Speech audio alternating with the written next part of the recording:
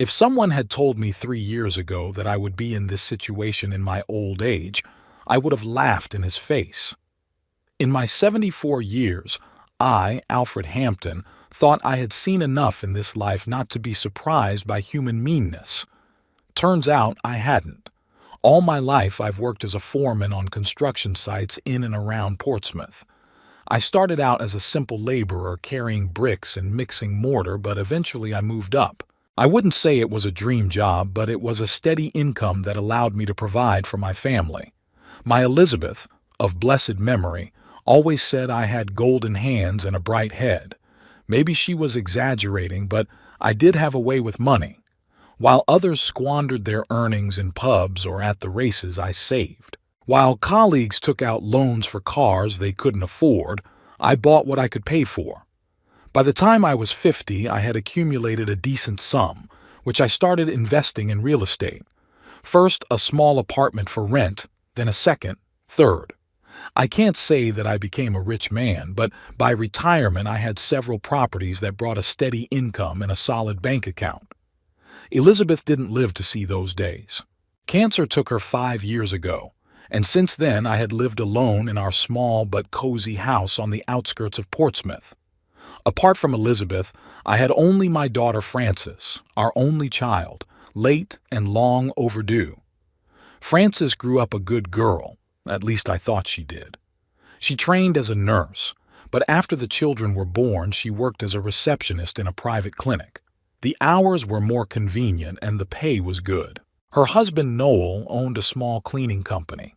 Nothing fancy, 5 employees, a couple of vans with equipment, but it was enough to live on, I guess. After Elizabeth died, I had more contact with my daughter and her family. More on my own initiative, though.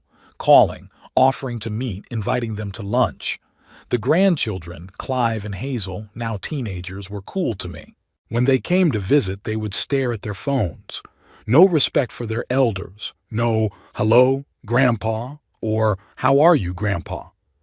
But I didn't take offense. It's that kind of generation.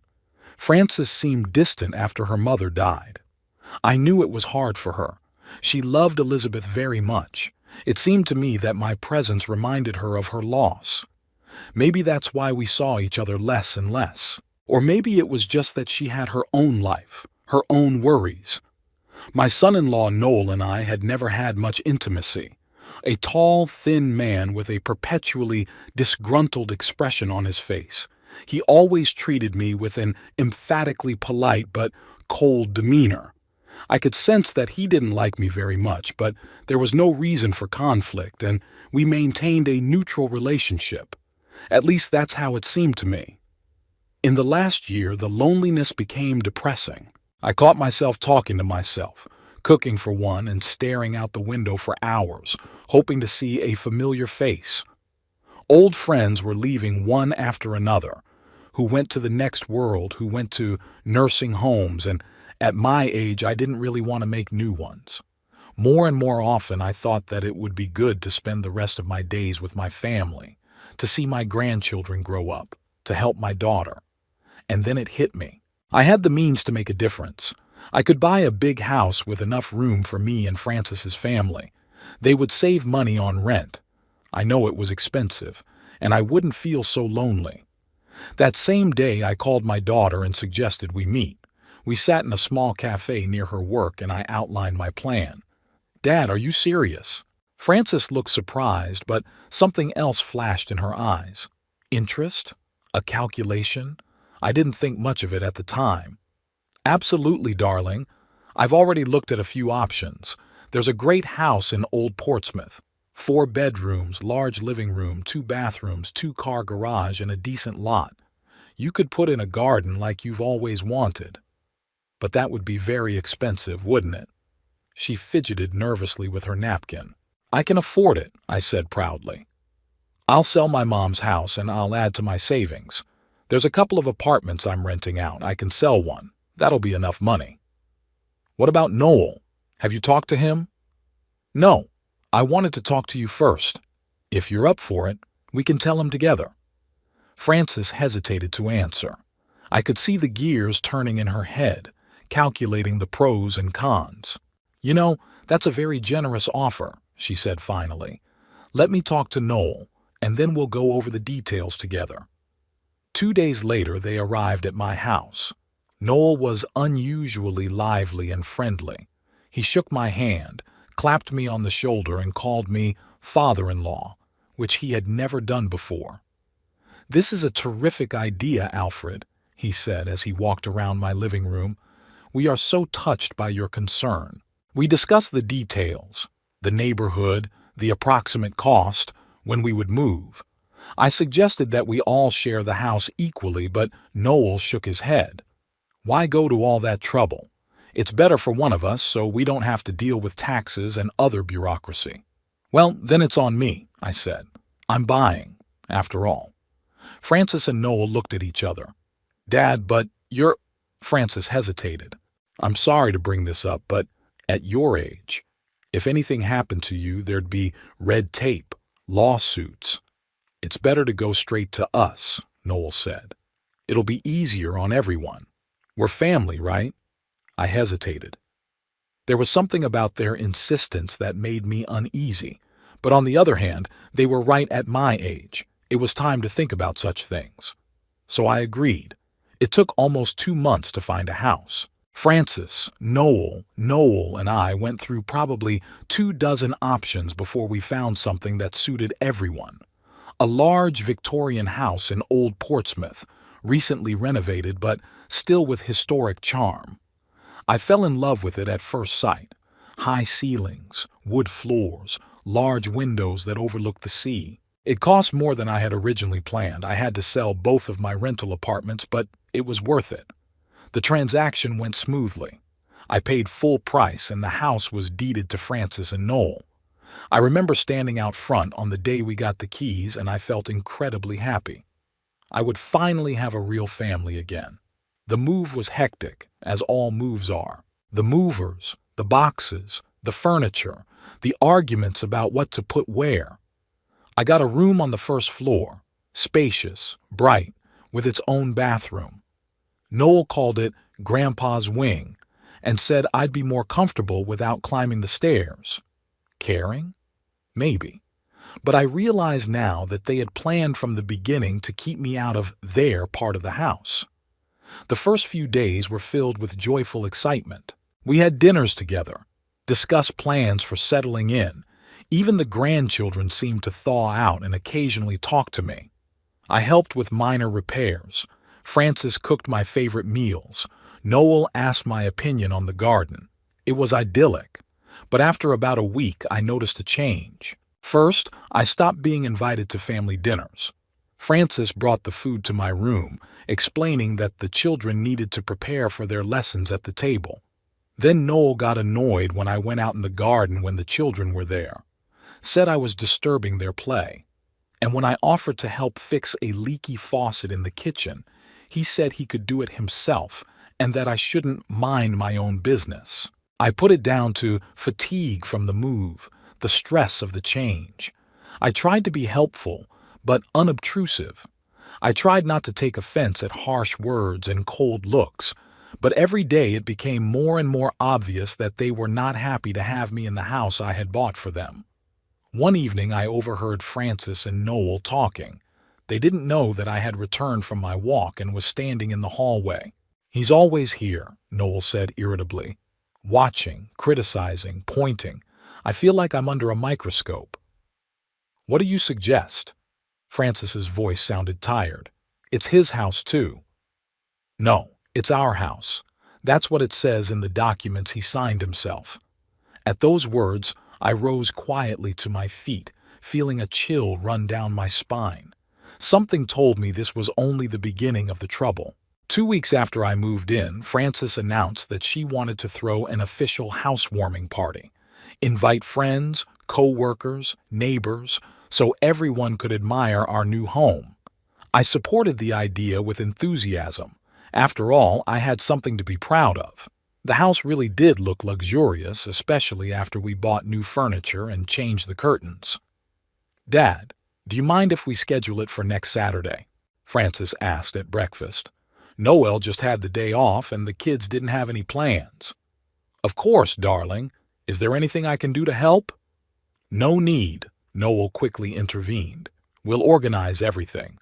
All you have to do is look nice and smile at the guests. His tone seemed condescending, but I didn't say anything. I'd been trying not to react to such trivialities the last few days, not to exacerbate the already tense atmosphere. Preparations for the housewarming party were in full swing. Francis was ordering food from the catering service. Noel was compiling the guest list and buying alcohol. Even the grandchildren were involved. Hazel was helping to decorate the house and Clive was in charge of the music. I, on the other hand, was carefully kept out of the loop. "It's for your own good, Dad," Francis said when I offered to help. "You need to conserve your strength." I felt unwanted in my own house, but I consoled myself with the thought that things would get better after the housewarming party. On the day of the party, I woke up early, full of anticipation. I put on my best suit, the dark blue one Elizabeth had given me for my 70th birthday. I combed my hair, even spritzed myself with cologne, the French cologne I saved for special occasions. By the time I left my room, the house was buzzing like a beehive. The caterers were setting up tables and arranging hors d'oeuvres. Noel was calling the shots, and Francis was running around with flowers and candles. I tried to offer to help, but Noel just waved me away. "Alfred, you'll only get in the way. You'd better go to your room and we'll call you when it's ready." Frustrated, I went back to my room and spent a few hours there, leafing through an old photo album and remembering the times when my little Francis had looked at me with adoration instead of ill-concealed irritation. The guests started arriving around 6 in the evening. I went out to greet them, standing next to Francis and Noel, shaking hands, smiling, but feeling like an extra at someone else's party. None of the invitees were my friends or acquaintances, all Francis and Noel's co-workers, their friends, the parents of Clive and Hazel's classmates. One of the guests, a man about my age, was interested in the history of the house and asked how long it had been in our family. "Oh, it's a new acquisition," I replied proudly. "Bought it recently so we can all live together." "You bought it?" the man interjected, glancing at Noel, who was standing next to me, visibly tense. "Well, technically it's my wife's and my house," Noel interjected quickly, putting his hand on my shoulder and squeezing it a little harder than necessary. "My father-in-law helped with the down payment and we're very grateful to him. Aren't we, Alfred?" I was embarrassed by the blatant lie, but I didn't want to make a scene in front of my guests, so I just nodded. Noel immediately pulled me aside and hissed, "Don't you dare tell everyone that you bought this house. People will start asking questions and it will embarrass us." "But it's true," I objected. "What embarrassment? I'm proud to be able to provide my family with a house like this." "That's exactly what I'm saying." Noel shook his head. "You're humiliating me in front of my friends, showing that I'm not capable of buying a house for my family on my own." "I didn't mean to." "Just keep your mouth shut." He cut me off and walked away, leaving me alone with a bitter lump in my throat. The evening went on. Everyone was having fun, drinking, eating, dancing. I felt increasingly lonely and unwanted. At some point, I got tired of the noise and fake smiles and decided to go to my room for a while. Sitting on my bed, I reflected on the fact that maybe the idea of cohabitation wasn't such a good idea. Maybe we all need more privacy. Maybe we should sell this house and buy 2 smaller ones, one for me and one for them. There was a knock on the door, and without waiting for an answer, Francis and Noel came in. I could tell by the look on their faces that this was not going to be a pleasant conversation. "Daddy, we need to talk," Francis began, sitting down on the edge of the bed. Noel remained standing with his arms crossed over his chest. "Of course, darling. Is something wrong?"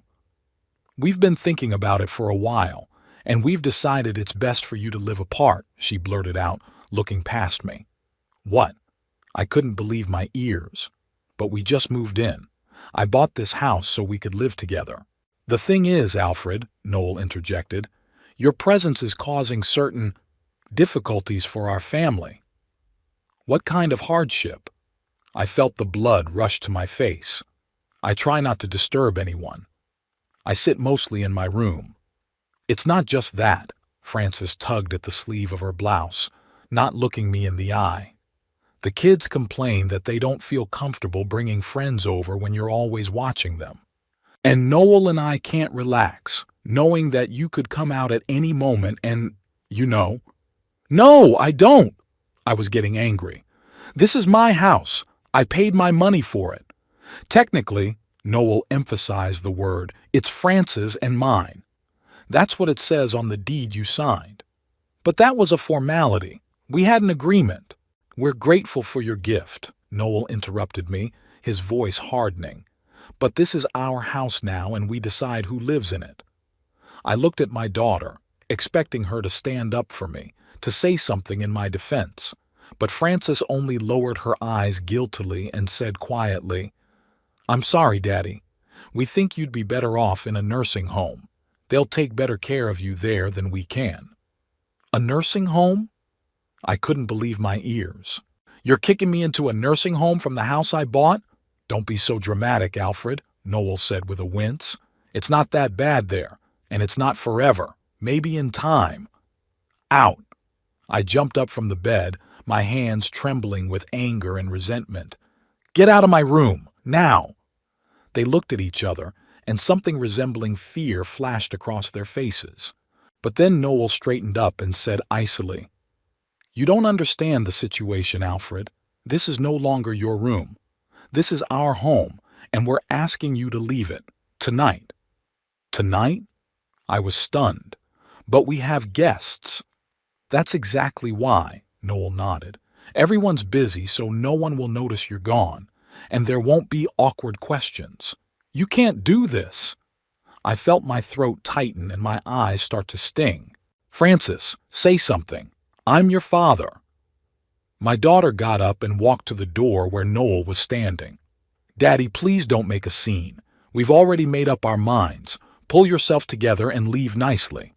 "Amicably?" I laughed bitterly. "In your mind, amicably means kicking your 74-year-old father out on the street during a party at the house he bought." "You said you bought it for us." Frances shrugged, and there wasn't a trace of remorse in her voice.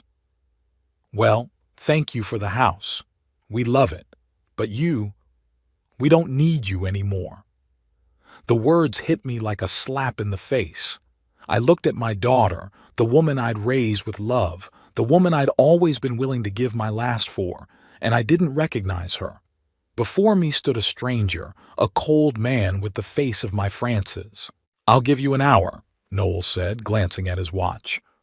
"Then I'll be back to check on the packing. And don't get hysterical in front of the guests. It'll only make things worse." They went out, leaving me alone in a room that had been mine in the morning but was now suddenly someone else's.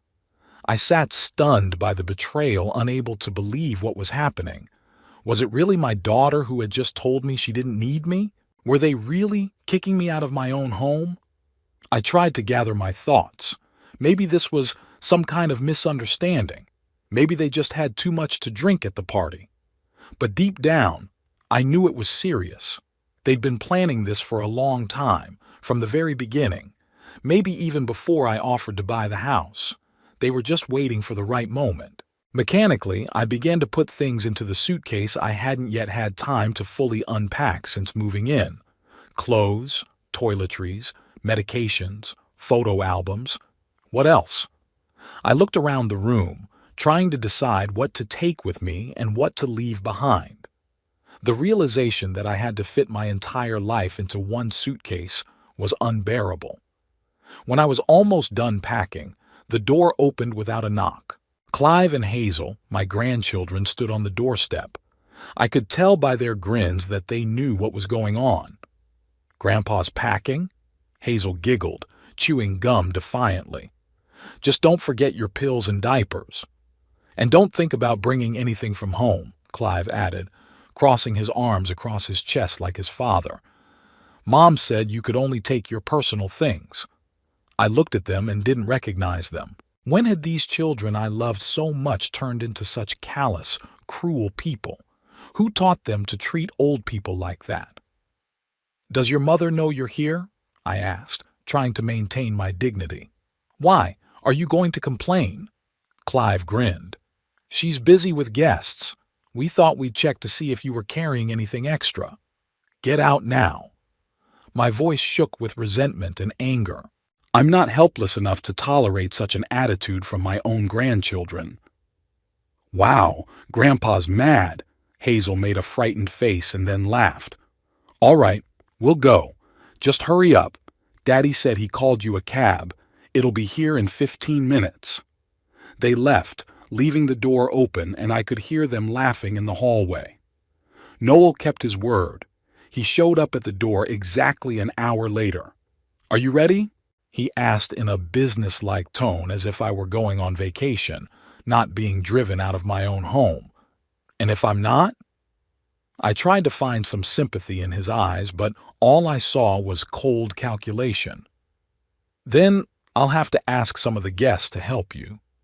"Speed up the process," he smiled, but the smile didn't touch his eyes.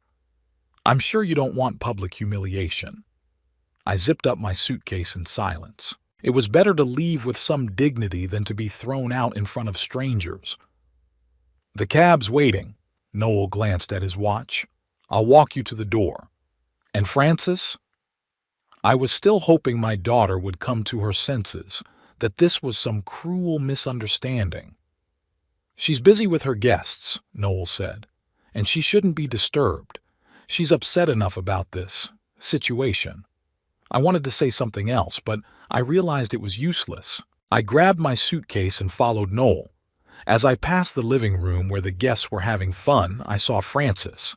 She was laughing at someone's joke, holding a glass of champagne in her hand. Our eyes met, and for a moment her smile faded, but then she turned away and continued the conversation as if she hadn't noticed me. That was the last straw. I felt something inside me break completely. My daughter, my flesh and blood, hadn't just kicked me out of the house. She hadn't even found the strength to say goodbye. Noel opened the front door and I stepped out into the cool evening. There was indeed a cab at the curb. "Where can I take you?" the driver asked as I got into the back seat. I realized I didn't know the answer to that question. I didn't have a home anymore. "Any hotel nearby?" I said, feeling the traitorous tears come to my eyes. The cab started and I looked back at the house I'd thought I owned that morning. Through the big windows I could see the party. People were dancing, laughing, raising their glasses. None of them had even noticed that the owner of the house, the one who had paid for all this splendor, had just been banished as an unwanted thing. In that moment I swore to myself that I would never let them use me again.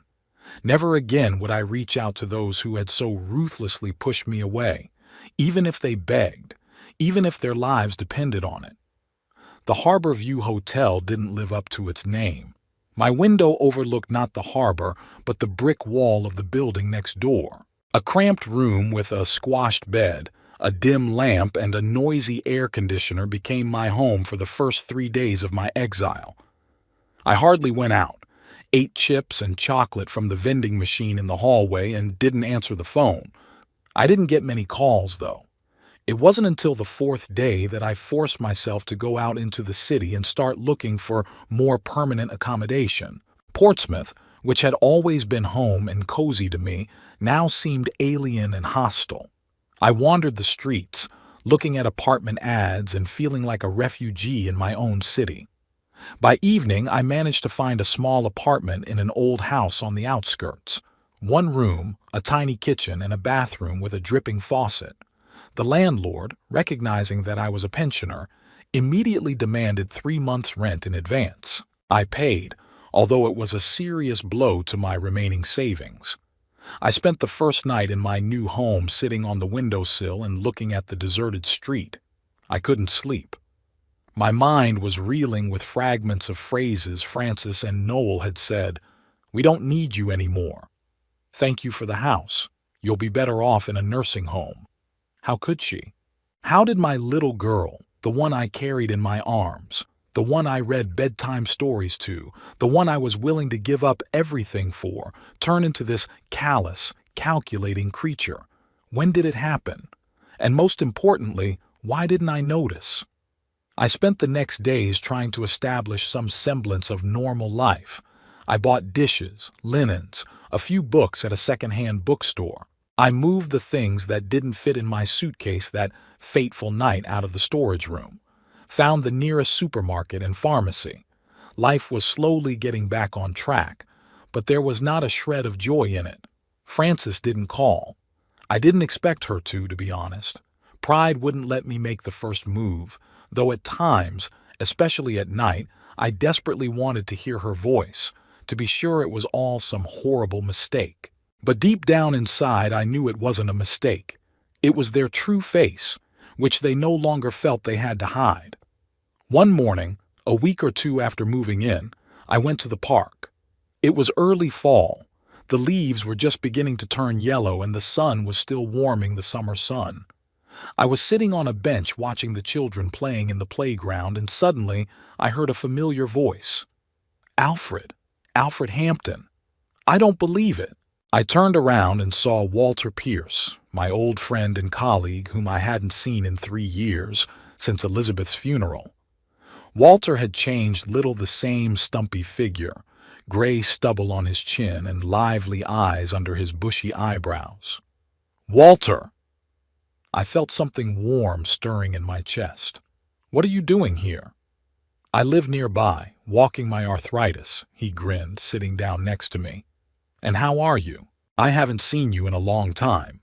I wanted to say something neutral, the usual okay or slow, but instead I felt my throat tighten and tears well up in my eyes.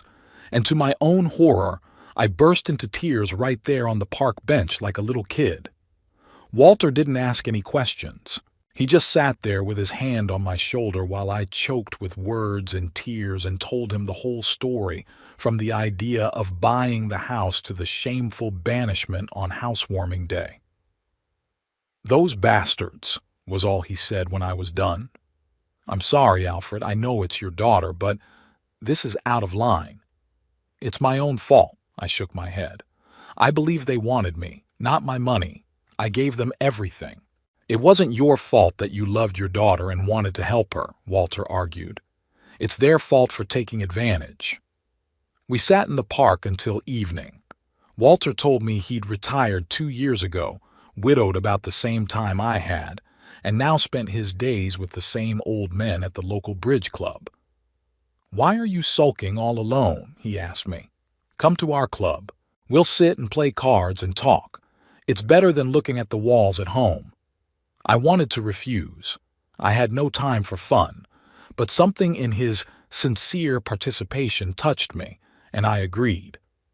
The bridge club turned out to be a small room in the local leisure center for pensioners. 5 tables, worn cards, a kettle of boiling water, and a group of old men like me. They accepted me without question, as if I had always been part of their company. And gradually, day by day, I began to thaw. I began to notice again that the sun was shining, that the leaves were turning yellow, that life went on in spite of everything. Walter became my frequent visitor and I became his.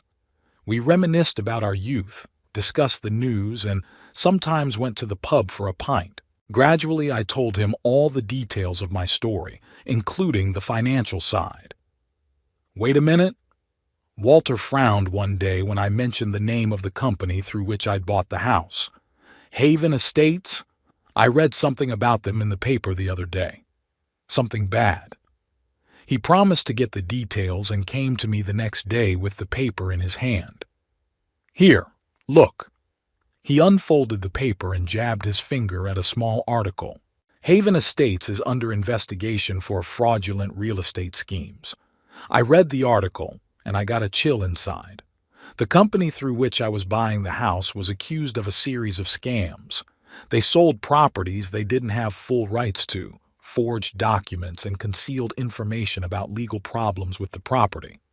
Do you think I'm also... I couldn't say the word scammed.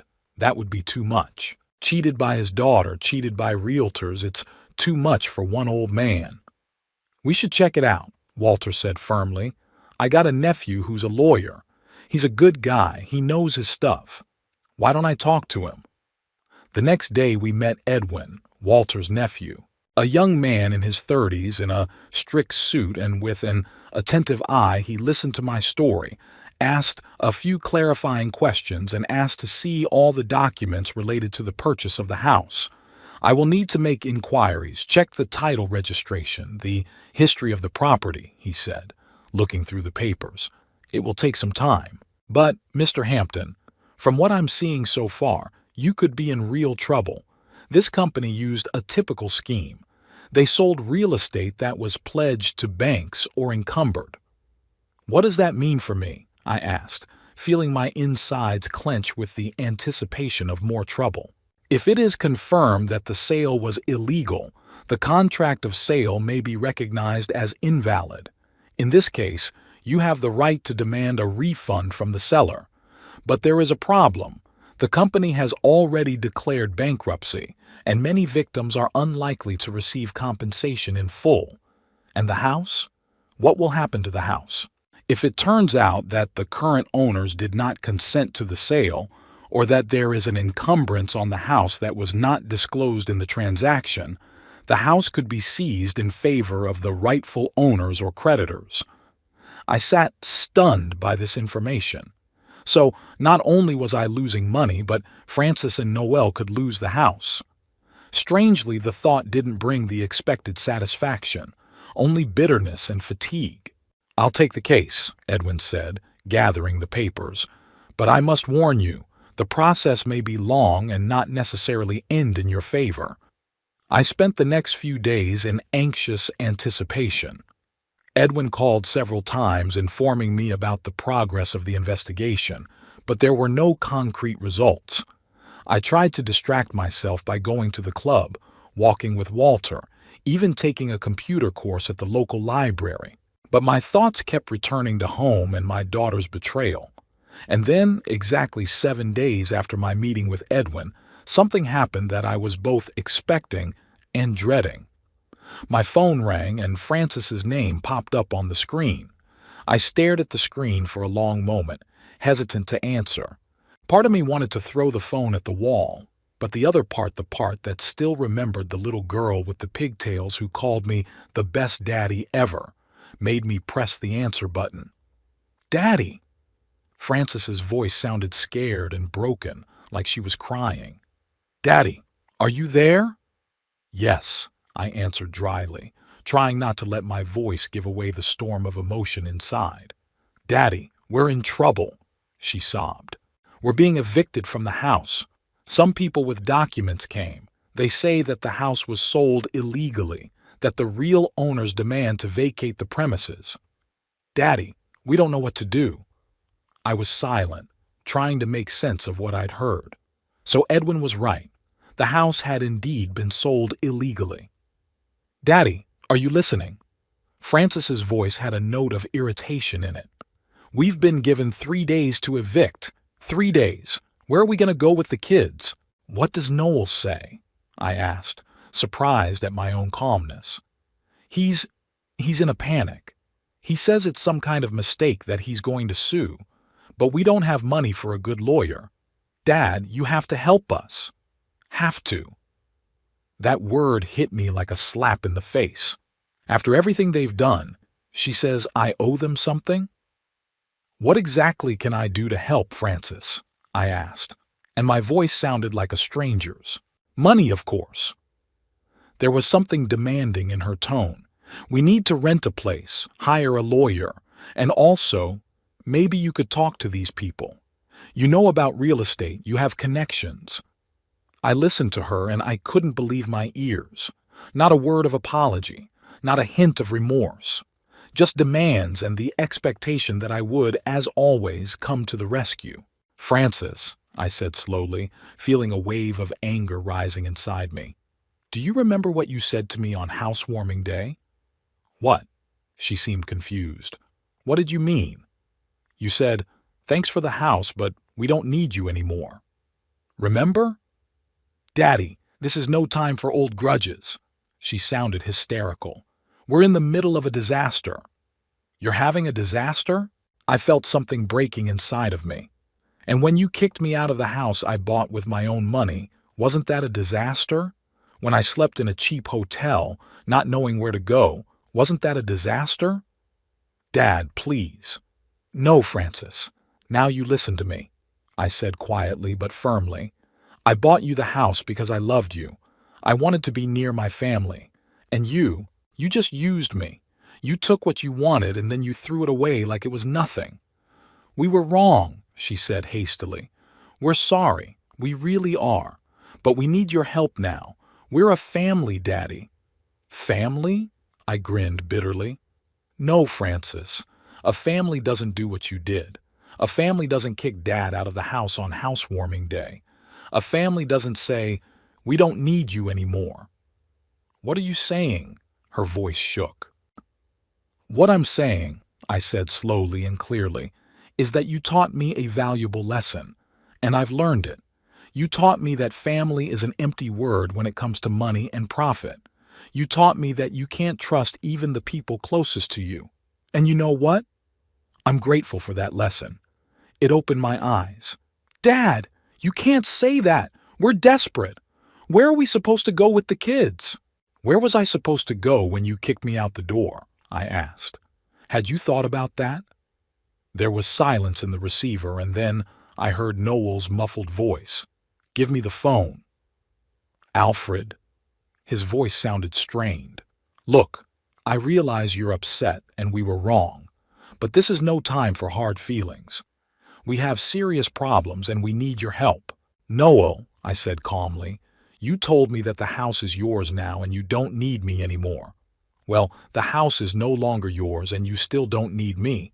You still don't need me. You take care of your own problems." "You can't do this to us," he screamed. "What about the children? They're your grandchildren." "My grandchildren?" I remembered Clive and Hazel's taunts when I was packing. "No, Noel, they're your children. You raised them. You're responsible for them." "Is that your final word?" I could hear the fury in his voice. "Yes," I said firmly. "This is my last word." I pressed the disconnect button and sat for a while staring at the faded screen of the phone. Strangely, I felt no gloating or satisfaction, only fatigue and emptiness. The phone rang again. "Francis." I didn't answer it. Then it rang again, and again. After the fifth ring, I muted it and put the phone on the table. I went to the window and stared out at the street for a long time, lit by the evening lights. Somewhere out there, in the big house I'd bought with my own money, my daughter and her family were packing up, preparing to move out. Was I supposed to feel pity? I probably should have, but I didn't. Perhaps they were right to kick me out. Perhaps I really had become a callous old man, incapable of empathy. Or maybe they were the ones who'd made me that way. The phone on the desk vibrated again. A message came in. I didn't bother to read it. Whatever it was, pleas, threats, accusations, I knew I wouldn't change my mind. For the first time in a long time, I felt free. Free from illusions, from obligations, from false hopes. They no longer had power over me. I made tea, turned on the radio, and sat in the old armchair listening to jazz. Tomorrow I'd have to call Edwin, get the details of the house situation. Maybe there's a chance of getting at least some of the money back. And if not, well, I'd been through worse. The phone vibrated again. This time it was Walter. I answered it. "Alfred, how are you?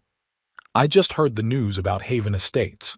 They've started the process of evicting everyone who bought distressed properties from them." "I know," I said. "Francis just called. Asked for help." "I?" Walter sounded worried. I said no.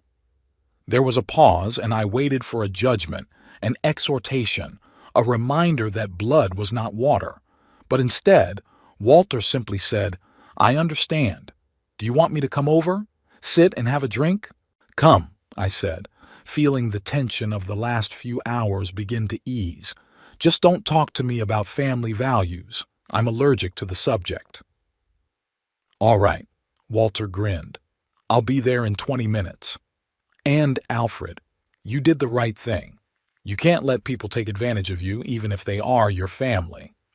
I hung up the phone and leaned back in my chair. The phone vibrated again. Another message from Francis. I knew I'd have to read them all sooner or later, but not today.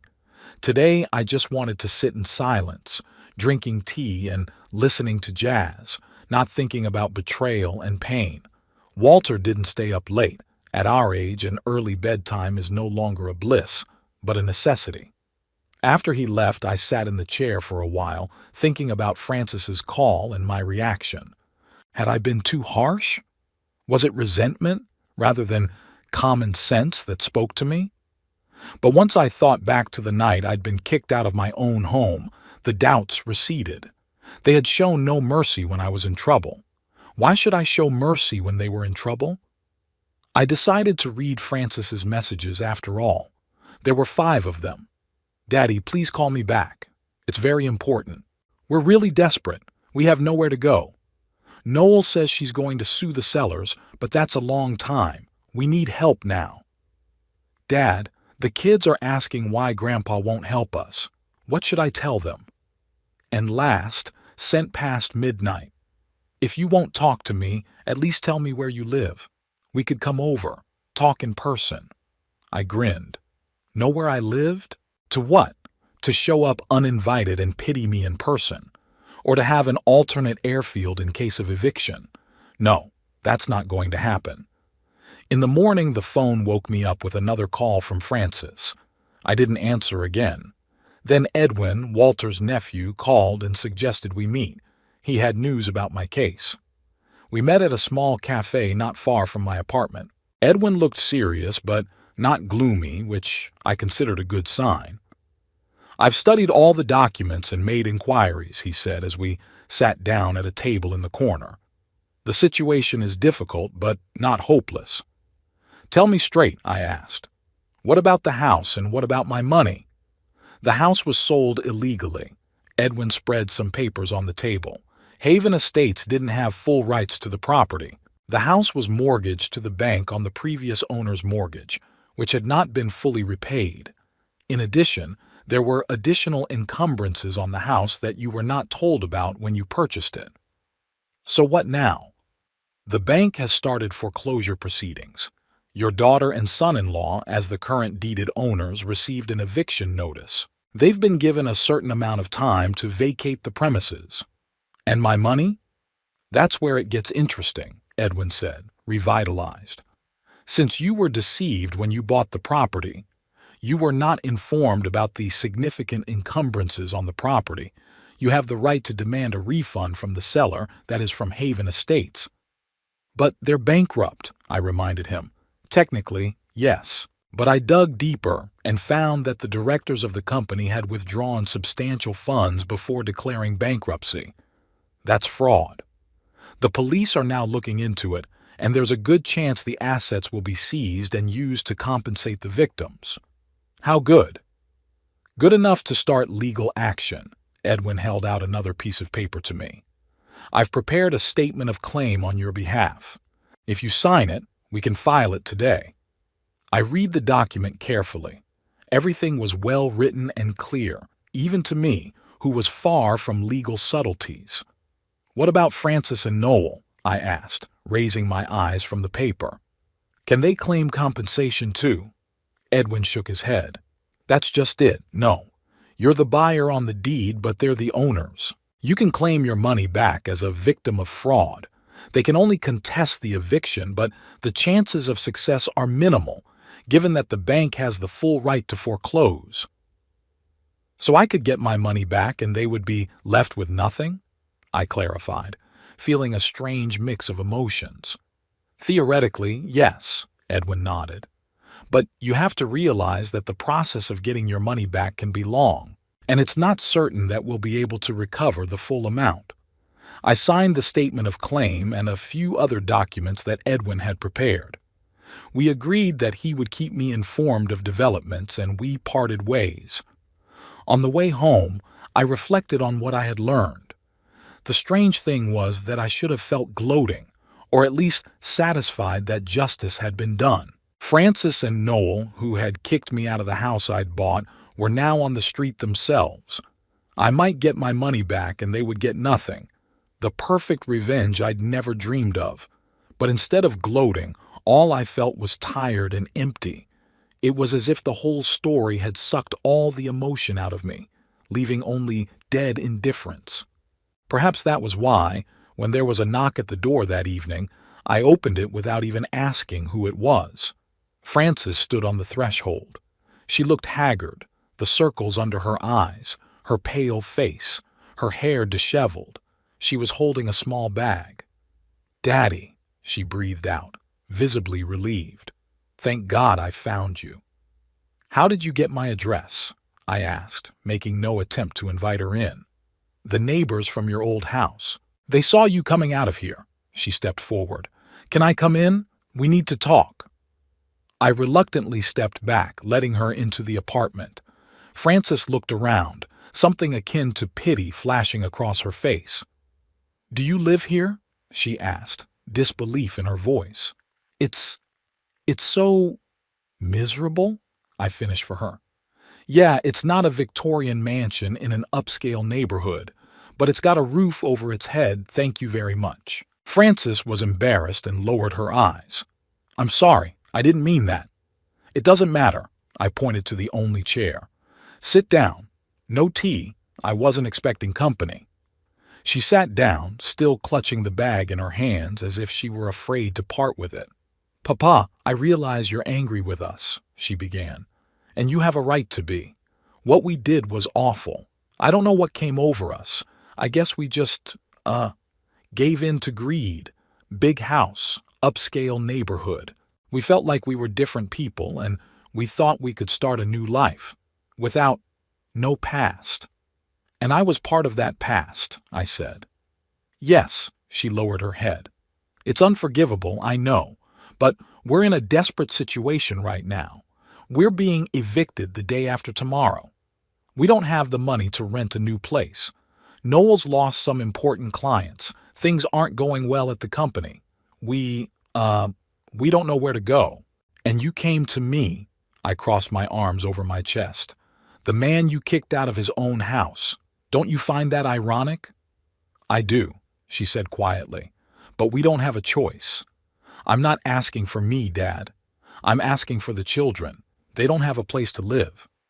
I looked at my daughter and tried to see her as the little girl I once loved most in the world. But all I saw was a strange woman who came not to apologize but to ask for help. Again. "What exactly do you want from me, Frances? We could, stay with you for a while." She looked around the small room. "I realize it's cramped, but it's only temporary, until we find another place to live." "All four of us?" I grinned. "In a studio apartment?" "Noel could stay with his brother," she said hurriedly. "And me and the kids, well, we'll manage somehow. It won't take long, I promise." "And if I say no?" I asked, watching her reaction. Frances turned even paler. "Daddy, please don't say no. We're really sorry for what we did. It was horrible, unforgivable. But don't punish the children for our mistakes." "Children?"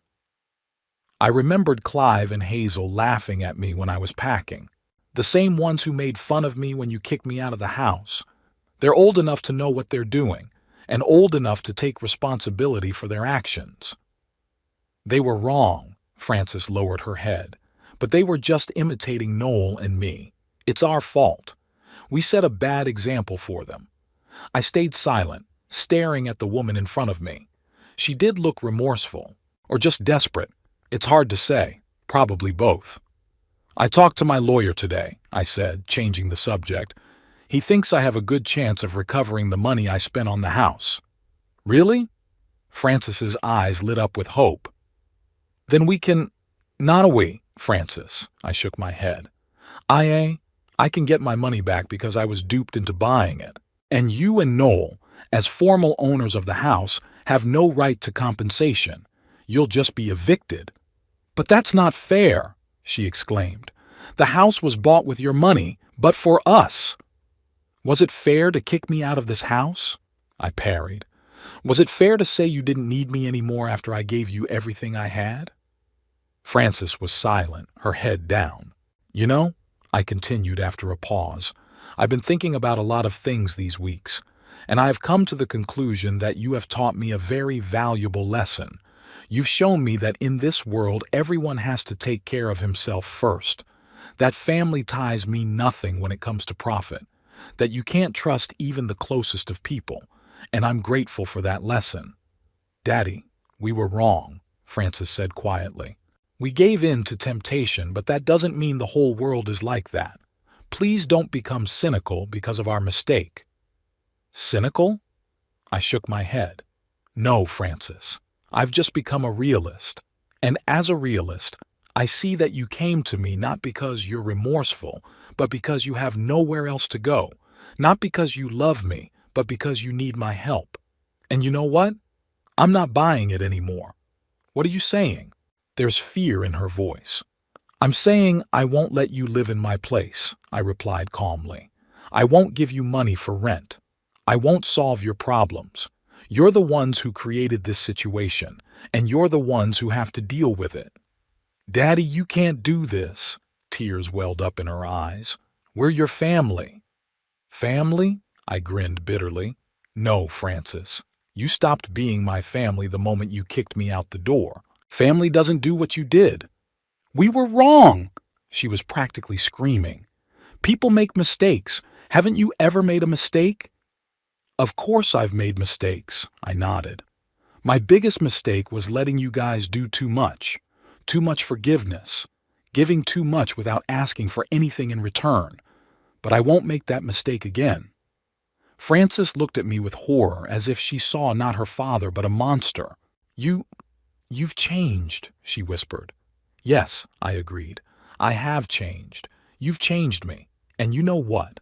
I like this new version of me, the one that doesn't let herself be used, the one that values herself more than her ungrateful relatives. So what do? There was desperation in her voice.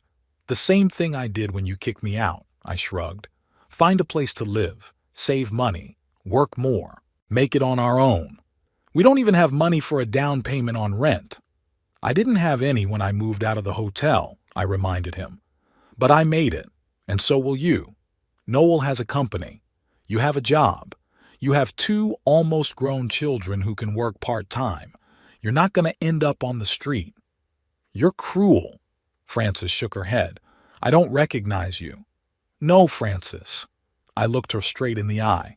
You were cruel when you kicked the old man out of his own house, when you told him he was no longer needed, when you made him pack up his things to the taunts of his own grandchildren. I'm just being fair. I'm giving you what you deserve, no more, no less. She stood up, clutching the bag so tight her knuckles turned white. So this is your last word? You won't help us? I won't, I said firmly. And you can tell Noel that if he tries to come in here and threaten me like he did last time, I'll call the police. I'm not a helpless old man who can be intimidated anymore. Frances headed for the door but stopped on the threshold and turned around. You know, Dad, I understand your resentment, I really do. But what you're doing right now is revenge, and revenge never brings relief. It only eats away at the soul. Thanks for the moral lesson, I grinned. I wish you'd remembered it when you kicked me out of the house. She didn't say anything, but shut the door quietly behind her. I sat in the chair, staring at the closed door, trying to sort out my feelings. I expected to feel satisfaction or even triumph when I turned Frances down, but instead I felt only emptiness and a strange tugging pain somewhere in my chest. Maybe she was right. Perhaps this really was revenge, not justice. But wasn't I entitled to that revenge, after all they had done? I remembered Frances's face as she left. Despair, fear, disappointment, and something else, realization. The realization that she had truly lost her father the day she kicked me out of the house. Not physically, emotionally. She killed something important in me, something that made me her father. And today, she finally realized it. The next morning, I got a call from Edwin. He said that the statement of claim had been accepted and the case would be expedited, given the many people affected. He also said that the police had arrested the directors of Haven Estates and frozen their accounts, increasing the chances of recovering the money. What about the house? I asked. Had the eviction already started? Yes, Edwin confirmed. The bank had started the procedure. All the current tenants have been given a certain period of time to vacate the premises. In the case of your daughter and son-in-law, it's, let me see, the day after tomorrow. And what happens if they don't move out? Forced eviction with the help of bailiffs, Edwin replied. But I wouldn't worry about that. It's not your problem anymore, Mr. Hampton. Yes, I said, feeling a strange heaviness in my chest. Not my problem. After my conversation with Edwin, I sat at the window for a long time looking out at the street and thinking. The rain drummed on the glass, blurring the outlines of passers-by going about their business under umbrellas. Somewhere among them was Francis, perhaps desperately looking for a new place to live, or Noel, trying to find the money for a down payment on rent, or Clive and Hazel, facing real problems for the first time in their lives. I remembered wandering the streets myself after eviction, confused and depressed, not knowing where to go. I remembered the humiliation, the pain, the feeling of helplessness. Did I wish the same for my own daughter, my own grandchildren? But then I remembered other things. Noel's cold eyes, Clive and Hazel's taunts, Francis's indifference that evening, their cruelty, their betrayal. And I realized I just couldn't open my heart to them again, couldn't risk being betrayed again. Maybe Francis was right, and revenge wouldn't bring me relief. But knowing that they got what they deserved, that there was justice after all, that gave me some comfort. Small, bitter, but comfort. The phone rang again. This time it was Walter. Hello, old boy. His voice sounded cheerful. How are you? Edwin said things were moving along. Yeah, I guess so, I answered. Francis came by yesterday. Wow, how did it go? I refused to help her, I said, expecting judgment. But Walter just chuckled. Good for you. You don't want to be the one to stick your neck out. They'd made their choice, and now they had to deal with the consequences. Yeah, I guess so, I said uncertainly. What do you mean? I guess so. Walter sounded surprised. Don't tell me you doubt it. After everything they've done to you? I don't know, Walter, I sighed. It's not that simple. She's my daughter after all. The daughter who threw you out on the street, he reminded me. Look, Alfred, you're a good man, too good. And they took advantage of that. Don't let them get on your back again. They don't deserve your help. You're probably right, I said, but the voice inside me kept questioning it. After talking to Walter, I decided to take a walk. The rain had stopped, and the streets glistened in the sunlight that was breaking through the clouds. I didn't think much about my route, and before I knew it, I was near the house I'd once bought for Frances and her family. I stopped on the opposite side of the street, looking at the Victorian mansion that was supposed to be my last home, the place where I would spend the rest of my days surrounded by my family. Now it was just a beautiful house with bitter memories associated with it.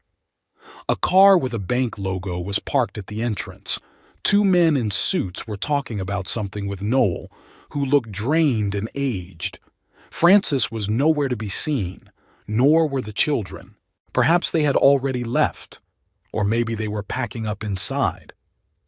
I watched the scene and felt a strange calmness, not gloating, not contentment, but exactly calm, as if some cycle had ended and now it was okay to move on.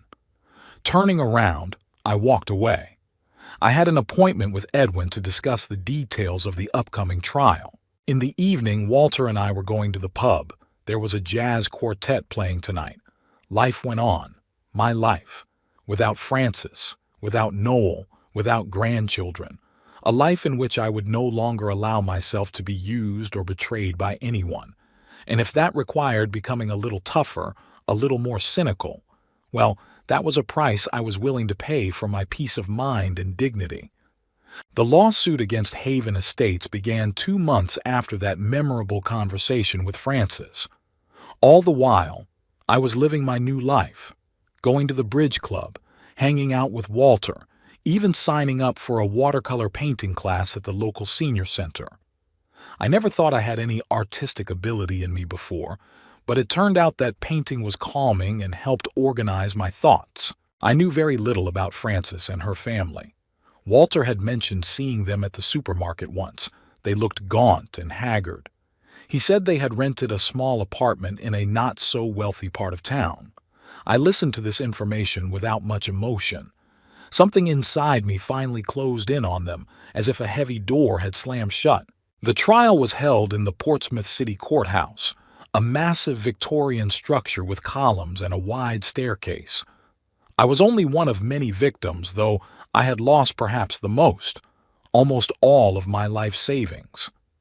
Edwin prepared me for the trial, explaining that I would need to testify about how the transaction had gone down, whether I was aware of title issues, whether I had been warned of the risks. I was nervous before speaking, but when it was my turn and I stood before the judge, I found myself speaking clearly and confidently.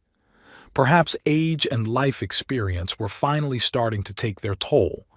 I had seen only a glimpse of the defendants themselves, the directors of Haven Estates. 3 men in expensive suits with groomed faces and confident smiles, which, however, faded by the end of the first day of the trial, when the prosecutor presented evidence of their fraudulent scheme. The trial lasted a week. Every day I went to court, sat on the witness bench, and listened to the stories of other victims. An elderly couple who had lost money they had set aside for medical treatment. A young family who had invested their inheritance in a house. An entrepreneur who had invested the proceeds from the sale of his business in real estate. Everyone had their own tragedy, their own pain, but the common denominator, they trusted the fraudsters and lost everything. On the 7th day, the court ruled. The directors of Haven Estates were found guilty of fraud and sentenced to prison terms. Their personal assets were seized and were to go towards compensating the victims. "It's a victory, Mr. Hampton," Edwin said as we left the courthouse. "Full compensation is unlikely, of course, but you should get a significant portion of your funds back." "How long will that take?" I asked. "It's hard to say for sure," he shrugged. "The seized assets will have to be realized. Then the funds will have to be distributed among the victims in proportion to their losses. It could take a month. It could take 6 months." "I see," I nodded. "Well, I'll wait." I had to wait for 3 months. All this time I continued to live in my small rented apartment, gradually getting used to the new reality. The strange thing was that I began to find pleasure in simple things I hadn't noticed before.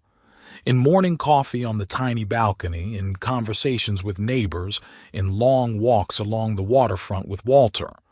Life without family obligations, without having to conform to anyone else's expectations, was surprisingly free and easy. One such day, as Walter and I were returning from a walk, I noticed a familiar figure in the driveway of my house.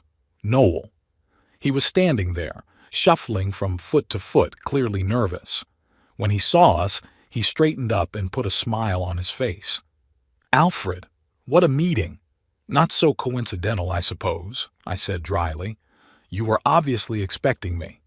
"Yes, I was," he stammered, glancing at Walter. "I wanted to talk to you.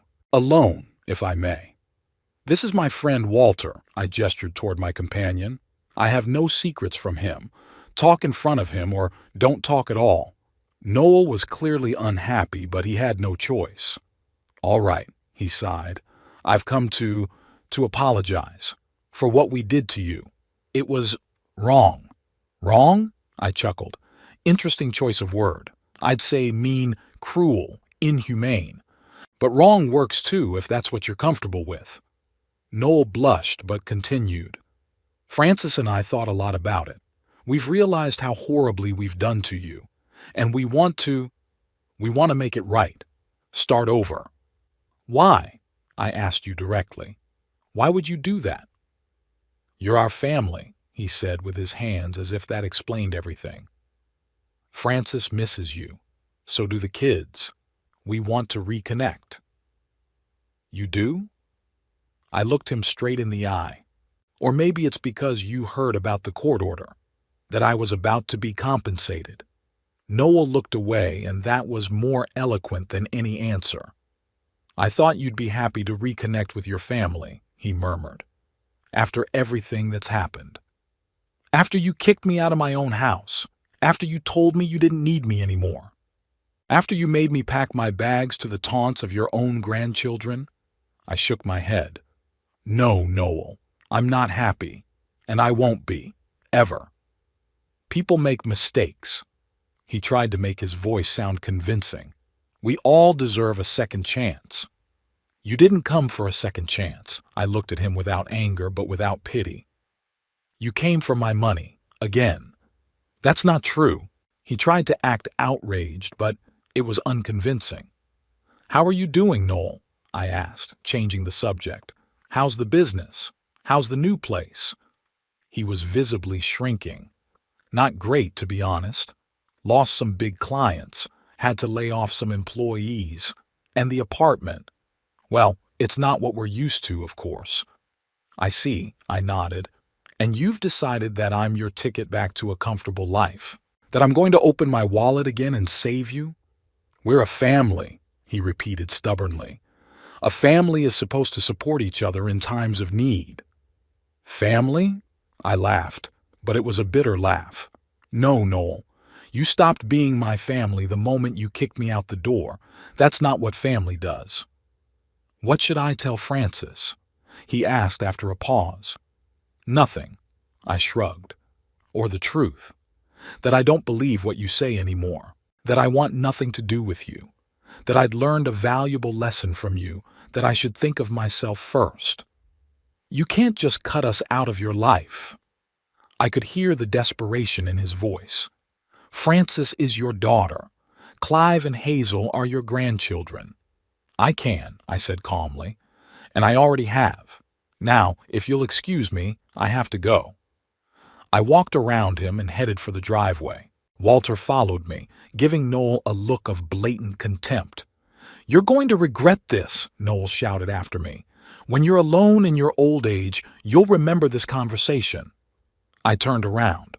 I'm already alone, Noel, and you know what? That's not a bad thing. At least I know for sure there are no traitors around me. With those words, I walked into the entryway, leaving him standing outside. You're hard on him, Walter said as we walked up the stairs. What else could it be? I shrugged. He didn't come to make peace. He came for the money. Do you think Frances will come too? She will, I nodded. As soon as she realizes that Noel didn't work through her. She's always been more stubborn and persistent than him. I was right. 3 days after Noel's visit, I met Frances outside the bank. She was obviously waiting for me, and when I left the building, she came running toward me. Daddy.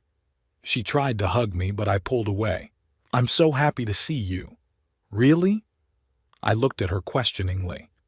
Is that why you waited for me at the bank instead of coming home? I didn't know if you would accept me. She lowered her eyes. After you spoke to Noel. So he did tell you about our conversation, I said, and you decided to try your luck on your own? Dad, please, she touched my arm. Let's just talk. Somewhere in a cafe, quietly. I hesitated. Part of me wanted to just leave, but the other part of me, the part that still remembered the little girl with the pigtails, demanded to listen. Okay, I finally said, but just a conversation, nothing more. We went into a small cafe nearby and sat at a table by the window. Frances ordered tea, and I ordered coffee. We sat in silence for a while, looking at each other. She looked tired and gaunt, with shadows under her eyes and new wrinkles at the corners of her mouth. How are you? She finally asked. I'm fine, I said briefly. And you? Honestly? Not really, she sighed. Since the eviction, everything's been a mess. Noel's losing clients. I'm working part-time to make ends meet. Clive dropped out of school. Got involved with some company. Hazel's withdrawn, barely speaks. I'm sorry to hear that, I said, and it wasn't a lie. I was sorry. Not for them specifically, but for the situation as a whole. Sorry that things had turned out this way. Sorry that we're sitting here like strangers right now. Dad, I know you're angry with us, Frances looked at me pleadingly, and you have every right to be. What we did was awful. It's unforgivable. But is there no going back? Can't we make it right? What exactly do you want to fix, Frances? I asked you bluntly. Your financial situation or our relationship? Both, she answered honestly, and I was grateful if only for that honesty. Yes, we need help. But I also want you back in our lives. I miss you, Dad. I really do. You know what the saddest part of this whole thing is? I looked at her, feeling a strange emptiness inside. That I believe you. I believe you miss me. I believe you're sorry. But I also believe that if you were doing well, if you hadn't lost your home and found yourself in a difficult situation, you would never have come to me. Never would have told me you missed me. She opened her mouth to object, but then closed it and lowered her eyes. Maybe you're right, she said quietly. Maybe it took a stroke of fate to make me realize what I'd done. But doesn't that prove that I've changed? That I have realized my mistakes? No, Frances, I shook my head. It only proves that you're desperate, that you need help, and maybe you do regret what you did. But not because it was wrong, but because it backfired on yourself. What can I do to prove to you that it wasn't? Tears glistened in her eyes. Nothing, I answered simply, because it's not about proof, it's about trust, and that's gone. We sat in silence, sipping our cold drinks. People were walking by the window, going about their business, unaware of the drama unfolding behind the cafe's glass. I heard you won the lawsuit, Frances finally said, that you were getting your money back. Yes, part of it, I nodded. Not all of it, but a substantial amount. What do you plan to do with it?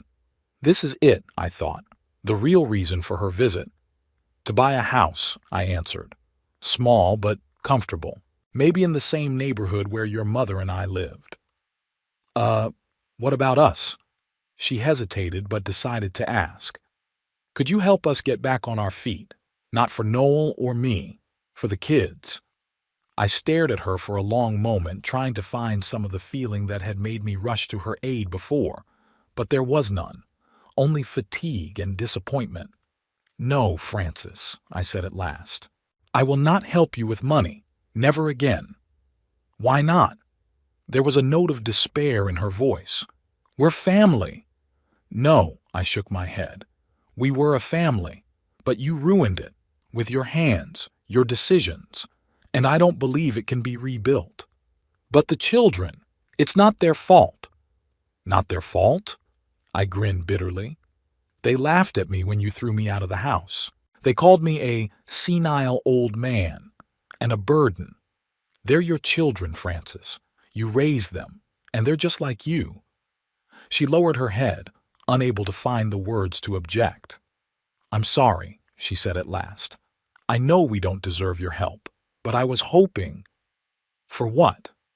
I looked at her with genuine interest. That my fatherly feelings would override my common sense? That I'd let you use me again? No, Frances, I'm too old for that, and too smart. She got up to leave. So this is the end? She asked, and there was real pain in her voice. You're cutting us out of your life? Not me, I answered quietly. You did it when you kicked me out the door and told me you didn't need me anymore. I just accepted your decision. She didn't say anything, just nodded and walked out of the cafe without looking back. I sat there for a while, staring at my unfinished coffee and thinking about what had happened.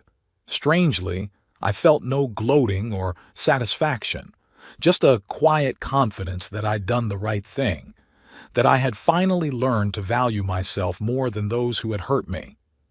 I received my compensation a month after the trial. As Edwin had predicted, it wasn't the full amount, but enough to buy a small but cozy house in a nice neighborhood in Portsmouth, A two-story cottage with a garden, not too far from the center, in a quiet neighborhood where mostly retired people like me lived. The move only took a day. I didn't have much stuff. Walter helped, and then we had a little housewarming party, just the two of us. We sat on the veranda, sipped whiskey, and talked about life, the past, the future. "You know, Alfred," Walter said, looking at the amber liquid in the glass, "I'm proud of you. Not everyone could have made such a to rebuild at our age. Find the strength to start over." "I didn't have a choice," I shrugged. "Either start over or give up, and I've never been one to give up." "So what now? What's the plan?" I've been thinking. My plans used to revolve around my family, my daughter, my grandchildren. Now I was free of those obligations, free to live for myself. "I'll travel," I said at last. "I always wanted to see Rome, Venice, Paris."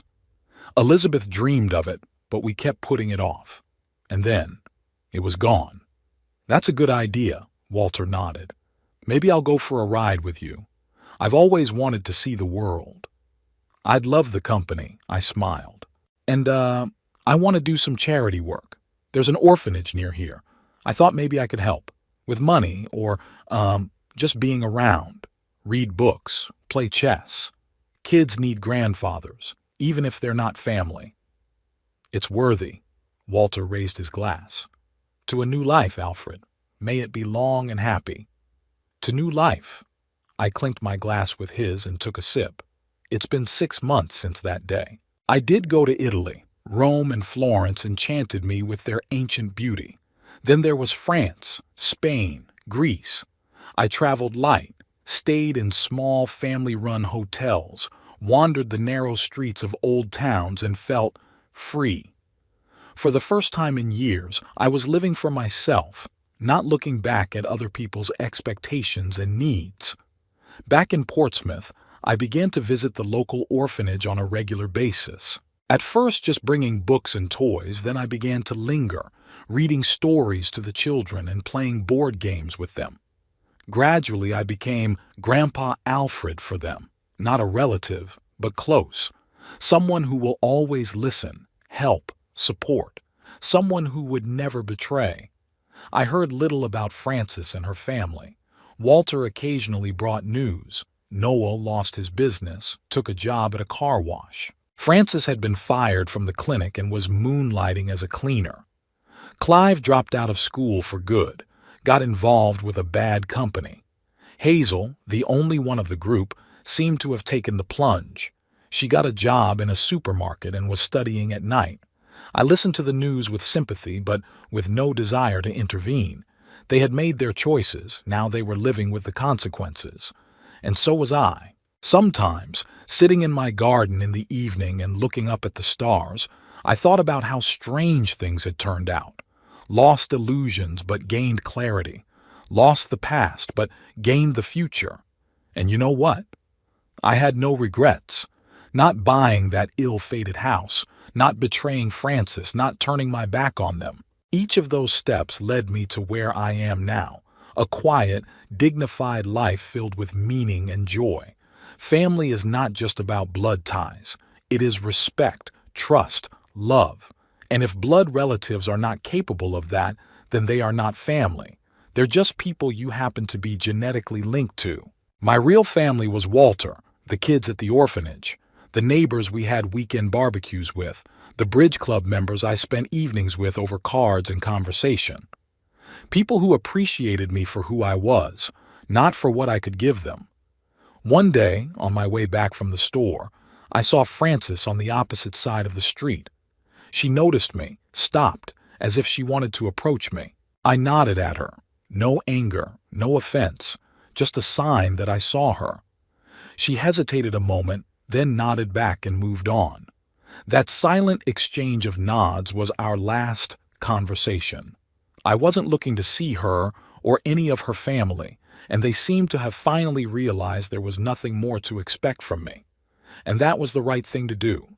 Sometimes, in order to move forward, you have to leave the past behind, even if that past is your own flesh and blood. I learned to live for myself. I learned to appreciate every day, every moment. I learned to find joy in the little things, a cup of morning coffee, roses blooming in the garden, the laughter of the children at the orphanage, long conversations with Walter. And you know what? I was happy, really happy, maybe for the first time in years. Who would have thought that betraying my daughter would eventually lead me to happiness? Life really is full of irony, and lessons we're not always ready to hear. But I have heard them, and I'm grateful for it. Even if the path to that realization was painful and difficult. I am Alfred Hampton, 75 years old, and I am finally living the life I was always meant to live, with dignity, with joy, with love for myself and the world around me. Without illusions, without false obligations, without those who saw in me only a source of money and comfort. And you know what? It's a beautiful life. It really is.